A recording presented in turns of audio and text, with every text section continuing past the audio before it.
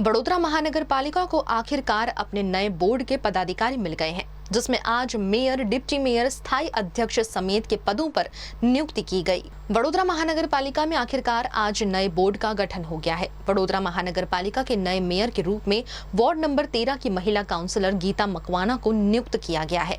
वहीं deputy mayor के रूप में वार्ड नंबर 7 के नगर सेवक आदित्य पटेल को पद सौंपा गया है। स्थायी समिति के अध्यक्ष के रूप में इस बार वर्षा व्यास की नियुक्ति हुई है।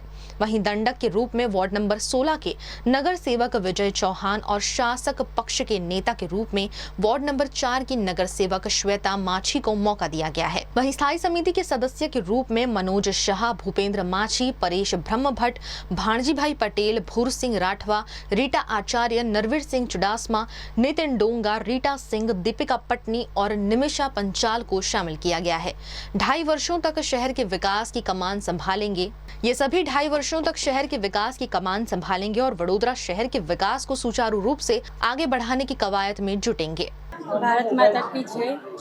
જ્યારે અત્યારે વરણી થઈ ગઈ છે અને મેયર તરીકે જે મને પદ સોંપવામાં આવ્યું છે એ પદની હું મારી જવાબદારી માનીશ અને મારા જવાબદારીમાં જે પણ કંઈ કાર્ય આવે છે એ હું પૂરી નિષ્ઠાથી અને ઈમાનદારીથી કાર્ય કરીશ અને જે જનતાના જે પ્રશ્નો છે, જે સમસ્યાઓ છે એને હું વાચા આપીશ અને એમના જનહિત માટે જે પણ મારાથી કાર્ય થશે એ બધા એ પૂરેપૂરા રીતે હું મારી જવાબદારી માનીને પૂર્ણ કરીશ।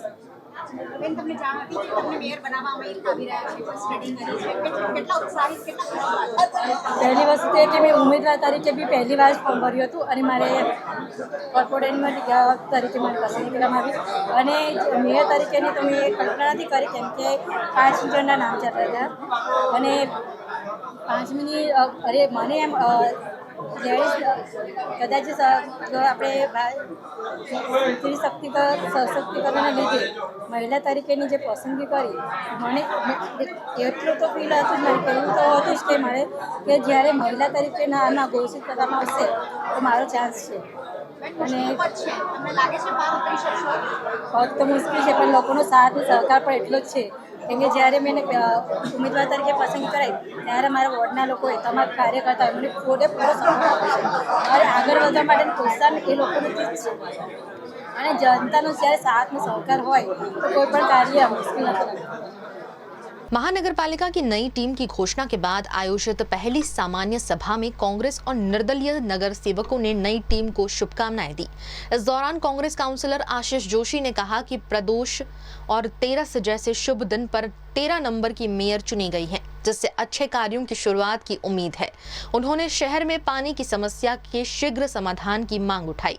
वहीं कांग्रेस के तीर्थ ब्रह्मभट्ट ने दूषित पानी की समस्या को जल्द दूर करने की बात कही, जबकि दीपा श्रीवास्तव ने जनसेवा के संकल्प को दोहराया। इस अवसर पर मेयर गीता मकवाना ने सभी के सहयोग से शहर के विकास को प्राथमिकता देने की बात कही। कार्यकर्ता के तौर पर भारतीय जनता पार्टी के शीर्ष नेतृत्व ने अति महत्वपूर्ण जवाबदारी दी है। मैं वडोदरा के नगरजनों को आश्वस्त करता हूं कि टीम वीएमसी संगठन के मार्गदर्शन में वडोदरा के लिए बहुत बढ़िया करने जा रही है। स्थायी समिति के अध्यक्ष बनी वर्षा व्यास ने भी अपना पदभार ग्रहण कर लिया। इस मौके पर उन्हें उनकी माता समेत के परिजनों ने आशीर्वाद भी दिए। इस मौके पर वर्षा व्यास ने प्री मॉनसून की कार्यवाही को तवज्जो देने की बात कही है। भगवान खूब खूब आभार, साथे आशीर्वाद मांगी रही छूं।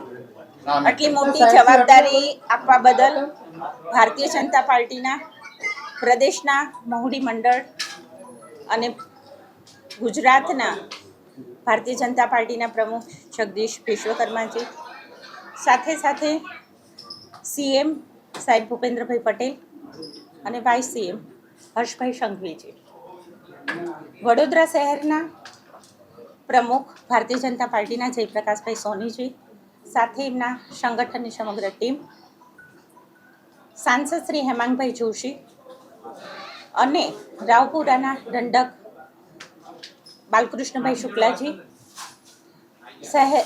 ગુજરાતના મંત્રી મનીષાબેન વકીલ, બધા જ ધારાસભ્યો કેયુરભાઈ, ચૈતન્યભાઈ, ખરેખર હું ખૂબ આભાર વ્યક્ત કરી રહી છું કે એટલી મોટી જવાબદારી પાર્ટી મને આપી છે। 76 કાઉન્સિલર છે, 69 ભારતીય જનતા પાર્ટીના અને સાથે સાથે અમારા કાઉન્સિલર બધાને સાથે લઈને ગયા ટર્મની અંદર પણ ખૂબ કામો થયા છે અને જેમાં હું સાથે હતી. ફરીથી પ્રાયોરિટી પ્રમાણેના જે કામ હશે એને ધ્યાનમાં લેશું. મા બાપનો ખૂબ ખૂબ આભાર વ્યક્ત કરી રહી છું કે દીકરી જન્મે ત્યારે ખૂબ ભણાવી. આ એક બાપનું નક્કી હોય છે.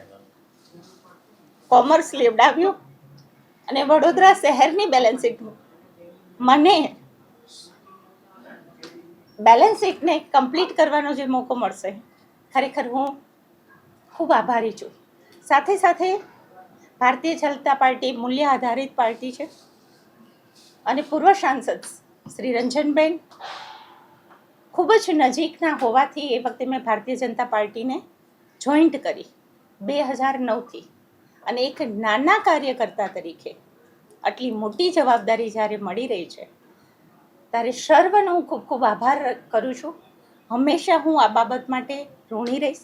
મારા ઘર પરિવારનો સાથે મારા પતિ જયેશભાઈ હંમેશા સાથ સહકાર, દીકરો પણ વેદાંત અને મારું સમગ્ર આખું વ્યાસ પરિવાર જેને હંમેશા મને આટલા વર્ષોથી સાથ આપ્યો છે, સાથની સાથે ખૂબ આશીર્વાદ આપ્યા છે અને એક લાઈન હંમેશા કે નિષ્ઠા અને પ્રમાણિકતાથી કામ કરીશું. પરિશ્રમનો બીજો કોઈ વિકલ્પ નથી અને આ જ રીતે અમે સૌ સંગઠનમાં વોર્ડ નંબર 2ની ટીમ પણ આટલા વર્ષોથી એમની સાથે હતી. હવે શહેરનો મને મોકો મળ્યો છે પણ દરેકની હું આભારી અને ઋણી રહીશ.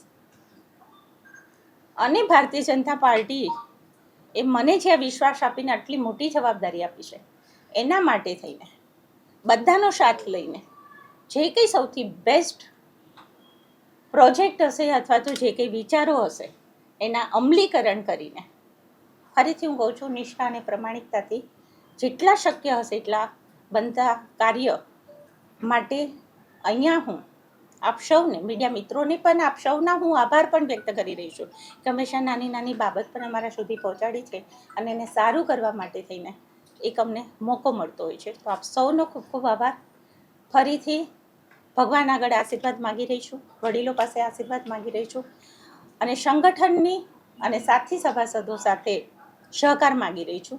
ખૂબ ખૂબ આભાર. આપ સૌનો પણ ખૂબ ખૂબ આભાર. ધન્યવાદ. શહેરમાં મોટાભાગના એરિયામાં એક બાજુનો રોડ સાત નજીક છે. કેવી રીતે પ્રાયોરિટીમાં લેશો? પ્રી મોન્સૂનની કામગીરીને પ્રાયોરિટી આપીને આપ સૌ મીડિયા મિત્રો જાણી રહ્યા છે કે 2 વર્ષ પહેલાંના વરસાદમાં જે પાણી ભરાણું એના અનુસંધાનમાં જ ઘણી મોટી લાઈનો નખાઈ રહી છે. જેટલી બને એટલી ઝડપી આ કામને ગઈ વખતે અને આ વર્ષે પણ ખૂબ સારી રીતે કામગીરી થઈ રહી છે અને આપે જે બતાવ્યું એ પ્રમાણે એક મહિલા તરીકે હું પણ મહિલાનું સજેશનને સ્વીકારું છું ને બને એટલું જલ્દી આના કામમાં જે કંઈ થતું હશે એને કમિશનર સાથે રજૂઆત કરીને અધિકારીઓ જોડે વાત કરીશું. સફાઈ કરી છે, બધો જ કચરો એ લોકો કિનારે જ નાખી રહ્યા છે. એના માટે કઈ ખાસ 5 વર્ષથી આ વિષય ઉપર હું જ્યારે સાથે જ છું ત્યારે મને ખબર છે કે એક દિવસ એ લોકો સાથે રાખતા હોય છે અને બીજા દિવસે એ લોકો ડ્રેનેજમાંથી કાઢેલો કચરો બીજે દિવસે લઈ લેતા હોય છે. એટલે જ્યાં પણ આપને એવું લાગે બીજા દિવસે ના લેવાનો હોય તો મારા કોર્પોરેટર સુધી અથવા અધિકારી સુધી દરેક વ્યક્તિ જાણ કરે જેથી કરીને સૌનો સાથ, સૌનો વિકાસ, સૌનો વિશ્વાસ અને સૌના પ્રયાસથી જ હંમેશા વડોદરા શહેર સ્વચ્છ અને સુંદર બનશે. તો આપ સૌનો પણ સહકાર માંગી રહી છું. ધન્યવાદ, આભાર.